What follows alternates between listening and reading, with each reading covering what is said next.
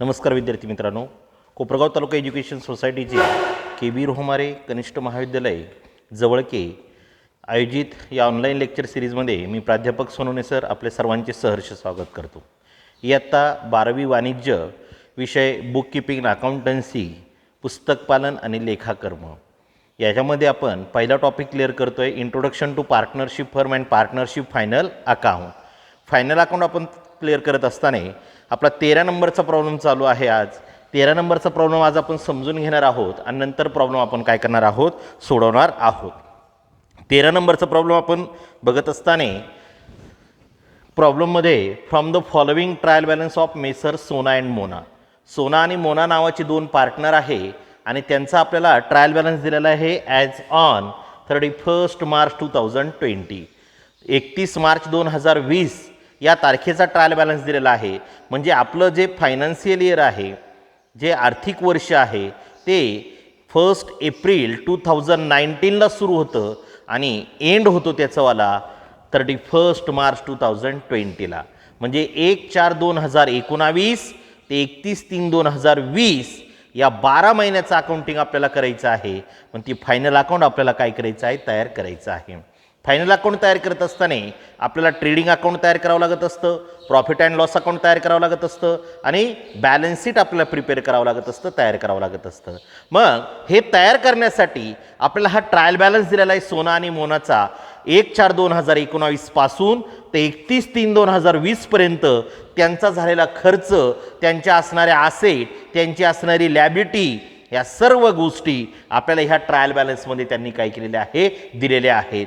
मग यावरून आपल्याला ट्रेडिंग अकाउंट तयार करायचं आहे, प्रॉफिट अँड लॉस अकाउंट तयार करायचं आहे आणि बॅलन्स शीट आपल्याला काय करायचं आहे, तयार करायचं आहे.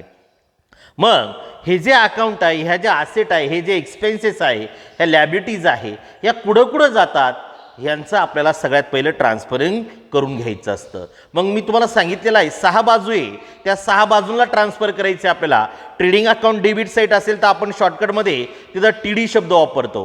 Profit and loss account debit site असेल तर आपण शॉर्टकटमध्ये PD शब्द वापरतो. ट्रेडिंग अकाउंट क्रेडिट साईट असेल तर आपण TC शब्द वापरतो. Profit and loss account credit site असेल तर आपण PC शब्द वापरतो. बॅलन्स शीट असेट साईट असेल तर आपण BA शब्द वापरतो. बॅलन्स शीट लॅबिलिटी साईट असेल तर आपण BL शब्द वापरत असतो. म्हणजे याप्रमाणे आपण ह्या सर्व ट्रायल बॅलन्समधले अकाउंट, असेट, लॅबिलिटी ट्रान्सफर करून घेणार आहोत आणि नंतर मग ह्या ज्या 4 ॲडजस्टमेंट आहेत, ह्या 4 ॲडजस्टमेंटचा आपण विचार करणार आहोत. मग एक एक अकाउंट आपण क्लिअर करून घेऊया आणि ते कुठं जातं ते शॉर्टकटमध्ये काय करू, आपण तिथं लिहून घेऊ. पहिलं आहे स्टॉक 1/4/2019, 1 एप्रिल 2019 म्हणजे पहिल्याच दिवसाचा स्टॉक आहे, त्याला आपण म्हणतो ओपनिंग स्टॉक. काय म्हणत असतो आपण त्याला, opening stock. Opening stock trading account debit side, तिथं आपण TD शब्द लिहित असतो, TD. त्यानंतर sundry debtors, sundry debtors asset आहे, balance sheet asset side BA.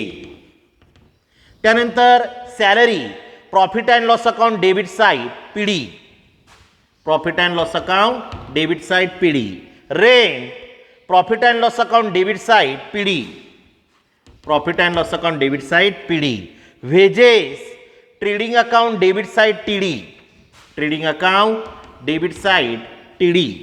Land and building asset आहे, balance sheet asset side BA, balance sheet asset side BA.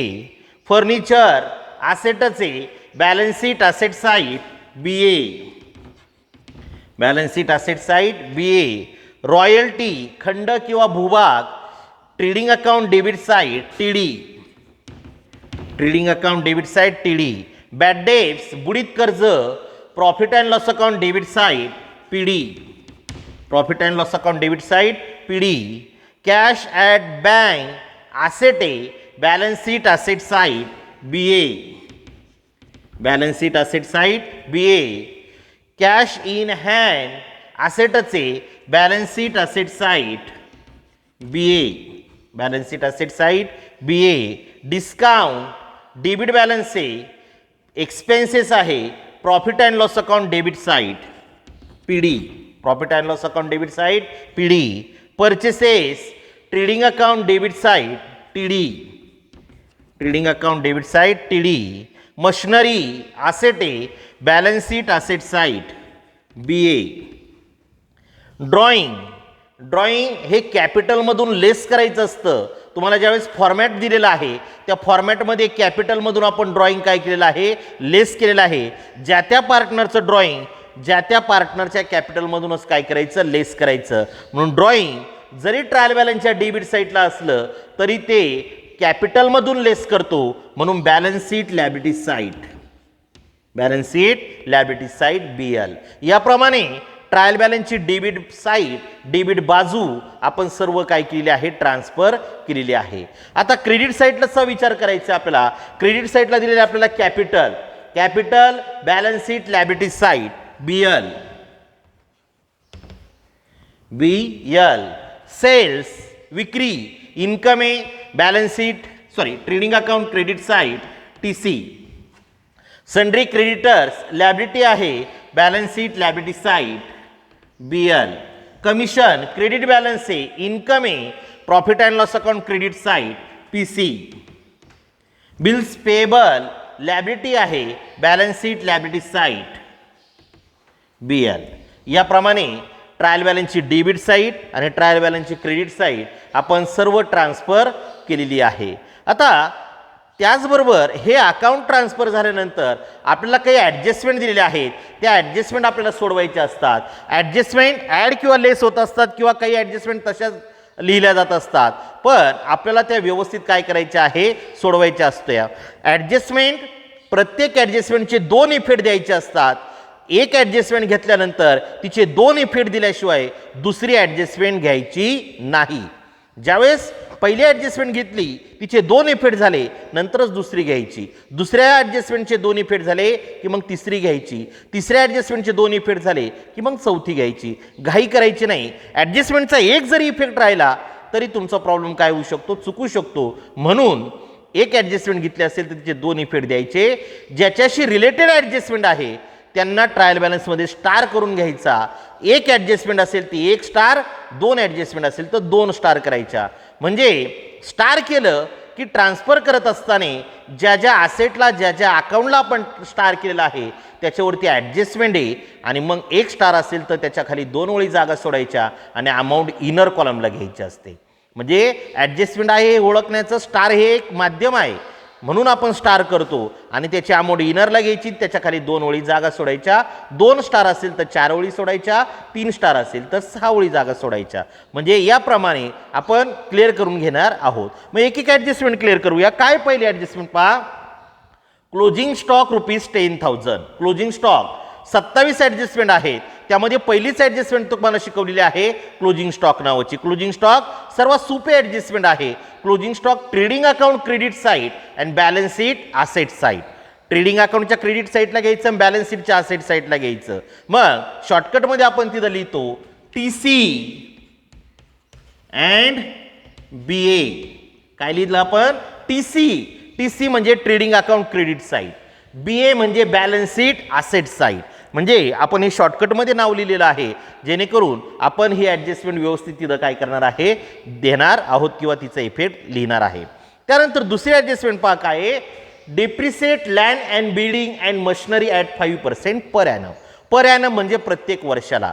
Land and बिल्डिंगवरती आणि मशिनरीवरती depreciation charge करायचे 5%. मग डिप्रिसिएशन दुसरीच ॲडजस्टमेंट शिकवलेली 27 मध्ये, less from related asset and profit and loss account debit side. Profit and loss अकाउंटच्या debit साईडला घ्यायचं. मग शॉर्टकटमध्ये लिहूया आपण तिथं less BA and PD. Less BA and PD. BA का तर असेट आहे आणि असेट बॅलन्स शीटच्या असेट साईडला असतात. म्हणून लेस BA बॅलन्स शीटच्या असेट साईडला लँड अँड बिल्डिंगमधून आणि मशिनरीमधून लेस करायचं आणि त्याचा second effect profit and loss अकाउंटच्या डेबिट साईडला घ्यायचा. तो आपला लॉस आहे म्हणून तो डेबिट साईडला लिहायचा असतो. मग लँड अँड बिल्डिंगवर ॲडजस्टमेंट आहे, मशिनरीवर ॲडजस्टमेंट आहे. त्या दोघांना एक एक स्टार करून घेऊया. लँड अँड बिल्डिंगला 1 स्टार केला आणि मशिनरीला पण 1 स्टार केला. 1 स्टार केला असेल तर त्यांच्या अमाऊंट इनरला घ्यायच्या आणि तिथं 2 ओळी आपल्याला जागा सोडायच्या आहेत. तिसरी ॲडजस्टमेंट पहा काय आहे, outstanding salary rupees 1000 and rent rupees 1500. Outstanding म्हणजे देणं बाकी आहे, द्यायचं आहे ते आपल्याला, द्यावं लागणार आहे आपल्याला ते, म्हणजे दिलेलं नाही आहे पण वर्ष संपत आलं, दिलेलं नाही आहे, द्यायचं आहे आपल्याला, म्हणजे लॅबिलिटी ती आपली जबाबदारी आहे, त्याला आपण आउटस्टँडिंग म्हणतो, कमी दिलं असं म्हणत असतो, पण ती आपल्याला द्यावं लागत असतं, मग द्यावं लागतंय म्हणून ते तरतूद करायची त्याची. मग आउटस्टँडिंग शिकवलेली ॲडजस्टमेंट तुम्हाला add into related expenses and balance sheet liability side. मग रिलेटेड एक्सपेन्सेसमध्ये ॲड करायचं म्हणून आपण सॅलरी प्रॉफिट अँड लॉस अकाउंटच्या डेबिट साईडला आहे, रेंट पण प्रॉफिट अँड लॉस अकाउंटच्या डेबिट साईडला आहे. मग इथं लिहूया आपण ॲड, दोन्ही अकाउंट कुठे येतात, profit and loss account debit side, add PD and BL balance sheet liability side, add PD and BL. PD का, तर सॅलरी प्रॉफिट अँड लॉस अकाउंटच्या डेबिट साईडला आहे, रेंट पण प्रॉफिट अँड लॉस अकाउंटच्या डेबिट साईडला आहे, म्हणून ॲड PD अँड BL. दोघांना पण स्टार करून घेऊया. सॅलरीला एक स्टार ॲडजस्टमेंट आहे, रेंटला पण एक स्टार ॲडजस्टमेंट आहे. तिथं आपण काय सोडणार आहोत, जागा सोडणार आहोत. त्यानंतर शेवटची ॲडजस्टमेंट पहा काय आहे, RDD म्हणजे reserve for doubtful debts. RDD create on debtors. RDDची तरतूद करायची डेटर्सवर, म्हणजे जे काही रिझर्व करून ठेवायचे आपल्याला कर्ज, ज्याच्यावरती संशय आहे असं संशयित कर्ज आपल्याला रिझर्व करून ठेवायचे, डेटर्स ॲट 1000 ॲट रुपीज 1000 1000 RDDची तरतूद करायची आहे. तुम्हाला adjustment number 5, adjustment number 6, adjustment number 7. 5 नंबरला बॅड डेब्ट्स, 6 नंबरला RDD आणि 7 नंबरला डिस्काउंट टू डेटर्स. ह्या ॲडजस्टमेंट शिकवलेले आहेत. Bad debts, RDD, discount to debtors, तिघांची इफेक्ट एकच आहेत, less from debtors and profit and loss account debit side. मग डेटर्समधून लेस करायचं, डेटर्स कुठं आहे, बॅलन्स शीटच्या असेट साईडला आहे, मी इथं लिहितो लेस BA and PD, less BA and PD. BA का, तर डेटर्स बॅलन्स शीटच्या असेट साईडला आहे आणि तो आपला लॉस आहे, एक्सपेन्सेस आहे, म्हणून second effect profit and loss अकाउंटच्या डेबिट साईडला, लेस BA अँड PD. मग याला स्टार करावं लागेल डेटर्सला, पण डेटर्स वरतीच आहे, सन्ड्री डेटर्स स्टार केला त्याला एक. याप्रमाणे आपल्याला आता प्रॉब्लेम काय करायचा आहे, व्यवस्थित सोडवायचा आहे. मग हा जो ट्रायल बॅलन्स होता, दिलेल्या ॲडजस्टमेंट होत्या त्या आपण व्यवस्थित ट्रान्सफर केलेल्या आहेत. ॲडजस्टमेंटचे काय इफेक्ट होतात, ॲड होतात, लेस होतात, ते पण आपण दाखवलेलं आहे, लिहिलेलं आहे. आता हा प्रॉब्लेम आपल्याला ॲक्च्युली काय करायचा आहे, सोडवायचा आहे. त्याचं ट्रेडिंग अकाउंट तयार करायचं, प्रॉफिट अँड लॉस अकाउंट तयार करायचं आणि बॅलन्स शीट आपल्याला काय करायचं आहे, तयार करायचं आहे.